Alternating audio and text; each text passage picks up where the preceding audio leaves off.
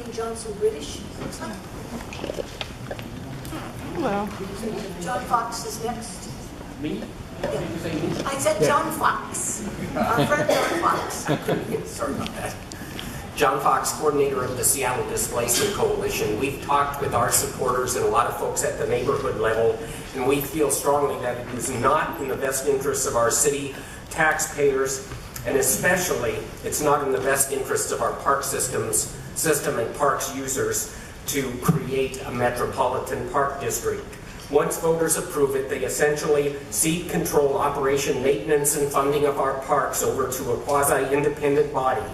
Yes, it's still our council members serving on the Parks Board, but now in Parks District Board, but now in their quasi-independent capacity, their decisions are immune from city laws and regulations and the right of citizens to use the initiative process should the new entity be mismanaged. Yes, we're being told that the accompanying interlocal agreement, and essentially an agreement with yourself, will limit the scope of this entity and ensure lines of accountability. But the council all the council has to do is give itself 6 months notice, and that agreement can be voided, or the legislation certainly can be amended, or we'll have new council members who might have other priorities also for use of the funds. At that point, and this is what we fear, a hand-picked oversight committee, a Parks District Board or a hand-picked committee operating on its behalf could privatize, sell off, or commercialize our parks, lease large chunks to niche users at the expense of our trees, open space, and passive uses, clearly preferenced by the majority of Seattle citizens. We will vigorously oppose and work with others if this gets on the ballot, the creation of this. Thank you.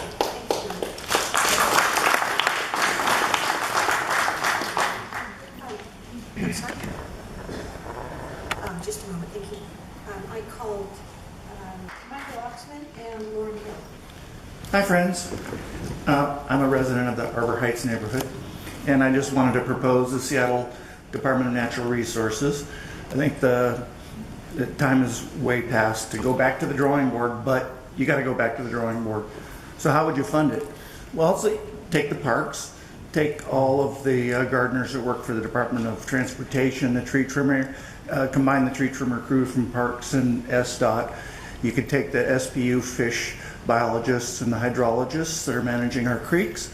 You could take the big pieces of property that are managed for the Parks Department by other entities, like the 200 acres at the UW. The UW would be happy to fund the Department of Natural Resources.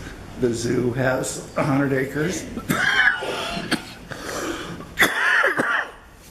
Seattle Thin Air has 75 acres, so you have a bunch of land managers there. And I think, you know, since you're going to have a parks district, that means you're going to go outside the city limits and you're going to rent your services to the King County and have the White Center area contracted out so you could get money from King County. And I think you guys really need to get the impact fee study going, and the fact that you didn't do that means that this is just really a non-comprehensive process.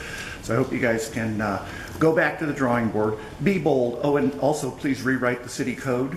I know you're incumbents, you've been in here for at least 5 years, most of you, and I think you ought to go to the drawing board and start over and do what the people want. And we have a Band-Aid system, so you gotta just fix it.